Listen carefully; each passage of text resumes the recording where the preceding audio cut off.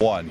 Joe Thomas in the morning, radio and television, thanks to, again, the Newsplex Now channel, all local, all the time, 209 cable and 19.1 over the air. I got an email on Friday's program saying, Joe, where are all the celebrities? Why are you talking to these guys like John Goodman and Stephen Moore? They're all wonderful, but where's Trump? Where's Alan West? Well, here's Alan West. And, I don't know about being a celebrity, though. I mean, Congressman, and I was so touched and moved, and I hope that the Scousins put your opening address online, available for people, because, and I said it the next day on the air, I get very tired sometimes of conservatives out there trying to pull Reagan quotes into their speeches, or using something Reagan said. And yours was so original and so fresh and so inspiring, because we all have stories of things that we've struggled through, and growing up in Atlanta and growing up in a place where nowadays we see people saying, well, where's my entitlement? Your family saying, get out there and make for yourself. It was really inspiring. Well, they wanted me to talk about, the American dream. Mm-hmm. And, when I think about Dr. King's dream, because that's the neighborhood that I grew up in Atlanta, it is the American dream. And we don't hear enough about that.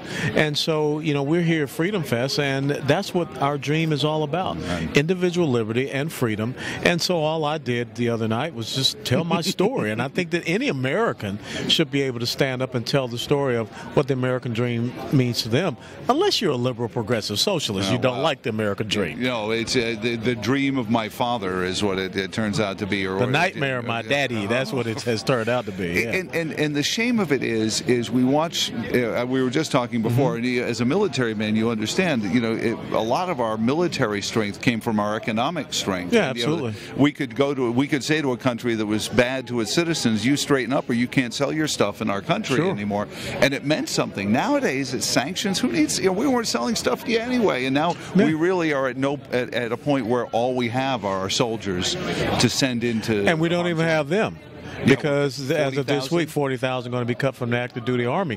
So when you talk about the elements of a nation's power, the dime theory is the diplomatic, information, military, and economic. We have none of those elements working for us. I mean, if you think that diplomacy is John Kerry sitting across the table from the Iranians, I mean, that's Neville Chamberlain and Hitler. Information-wise, well, guess what? I mean, we find out every day there's another hacking attack emanating from China. And you look at how many millions of Americans are losing their privacy and their information.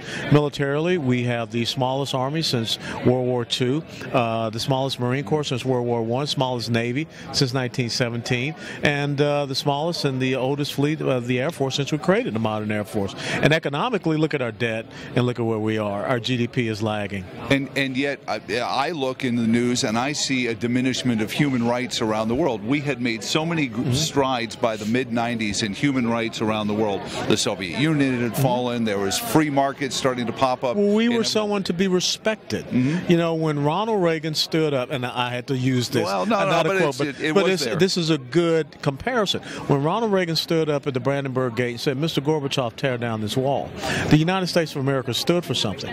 Now, fast forwarded to Barack Obama on the stage in an off-mic moment, leaning over to then Russian President Medvedev and whispering, let Vladimir know after my re-election I have more flexibility.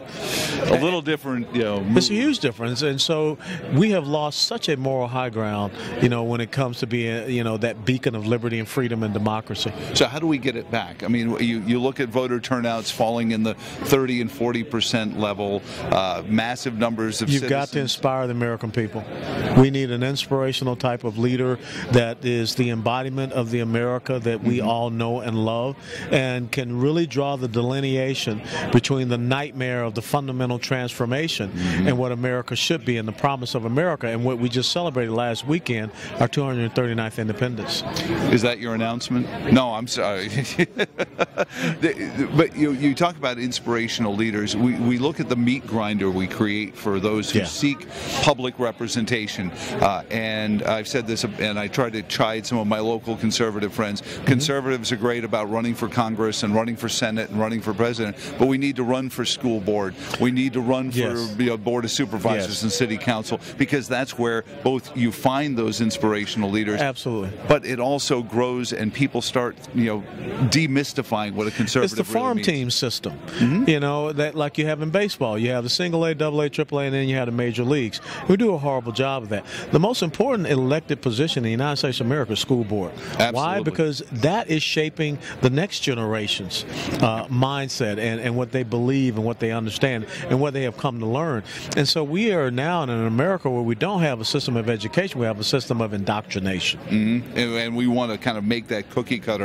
I don't know what you read in your off hours, but I read a lot of science fiction. I keep saying everyone loves to quote Orwell. We're much closer to Aldous Huxley's view of the world. Well, yeah, it is definitely Orwellian, and like you say, even beyond. Well, Tim Kaine, our senator, just proposed with Barbara Milkowski a proposal to teach safe relationships to our children in K-12. What happened to the day of reading and writing and arithmetic and productive skills? We're doing that so well now, Alan. It's the indoctrination of values from their cultural perspective.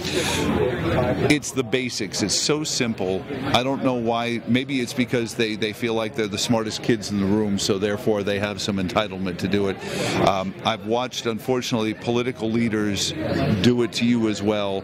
We take the people who speak out, speak truth to power, and we find ways to get them off the stage. I'm watching them do it to Dave Bratt as well. They're coming after him. They're saying, oh, well, he got Democrats to vote for him, and now get the conservative back. And I don't know if Eric Cantor wants his seat back or anything else. How do we fix that? Because there were groups here that are talking about eliminating the legislative process and going with a system where we have direct votes on things and direct Athenian democracy. No, and that pure democracy does not work. I think that we need to have a representative democracy. That's what the founding fathers gave us, an incredible blueprint. But it's the weakness of man, the fallacy of man, that he always goes to his self-interest and, of course, special interest, and we need to restore that. It's so interesting that Benjamin Franklin, after the signing of the Constitution, he made an incredible statement to Mrs. Powell, the Philadelphia socialite, when she asked, do we have a monarchy or do we have a republic? And he said, a republic if you can keep it. Yep. So it is the challenge for us to keep this republic and hold people's feet to the fire. And I got to tell you, both parties, they need to be clean. Well, thank you for doing what you do. Where can people find out more about what you've been doing and read your stuff, read your writings, because you've been an outspoken advocate for liberty? Well, I am now the president and CEO of the National Center for Policy Analysis, a 31-year-old conservative free market think tank in Dallas. So you can follow us there at www.ncpa.org and then alanbwest.com. Congressman, can I still call you that? Or? Well, I like Colonel, man. It took me 22 years to earn that one. Colonel West, you'll always be Colonel West, and thank you so much, sir. God bless. My pleasure.